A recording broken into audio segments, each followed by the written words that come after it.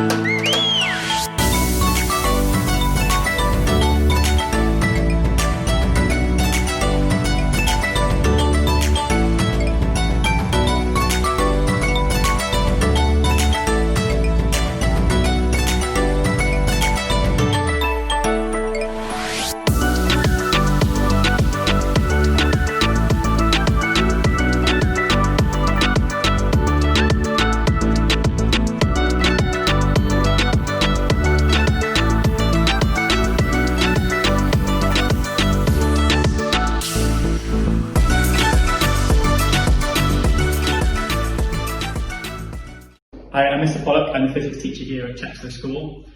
So if you take A-level physics, you'll have me for the whole 2 years.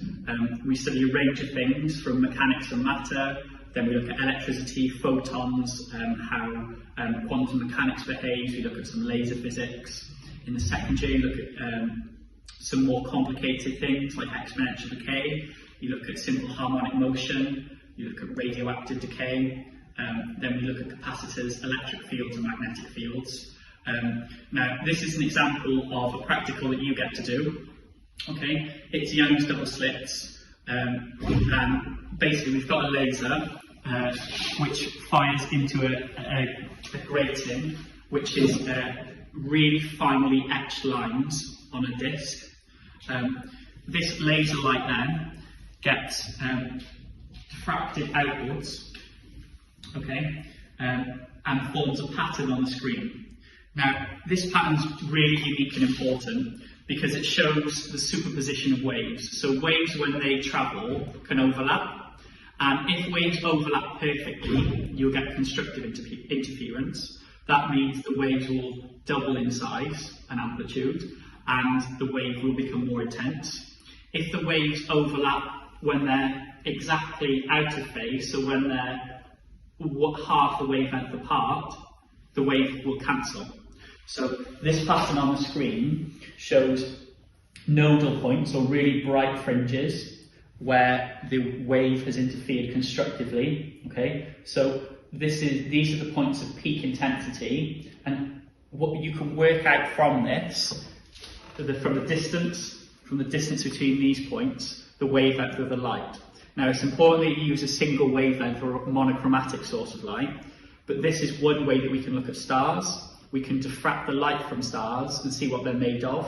We can get absorption spectras and emission spectras and find out what our galaxy is made of, what stars are elements produced in stars, the composition of different planets. You know, we can look at a myriad of different things. You do lots of practical A-level physics. There's lots of maths. It's really hard, and you will have to work very hard, but I work very hard with you and support you all the way. It's a really rewarding course, really fun. We go out and play golf, we do loads of different things. Can't promise a trip this year to CERN, but we'll see what, with coronavirus, see what happens. Look forward to seeing you next year, hopefully. Million. I chose to take physics at A-level as firstly I really enjoyed physics at GCSE. I also realised that as I'd like to study medicine at university, physics is a really well-known and recognised subject, so this could really help me with my application process. Currently we're learning about particles, and this is one of my favourite things about physics because it's a theory that hasn't been proved yet, so we're constantly learning new things. Some of my favourite things about physics, as I said, particles, but also the fact that we learn about why and how everyday things work like they do. I also take maths alongside physics, as physics has a lot of math-based content, and this really helped me to understand and further my knowledge, so I really recommend taking maths alongside physics. I think one reason why I took physics is because of how interesting it is. That's especially the space aspect of it. Right now we are doing particles and how the Big Bang may have happened, and for me especially this is really interesting because the Big Bang is the base of everything and all life as we know it on Earth and just everything around us. Not only this, but physics is prevalent in today's society as we plan to go to the moon in 2024 and go to Mars in 2025.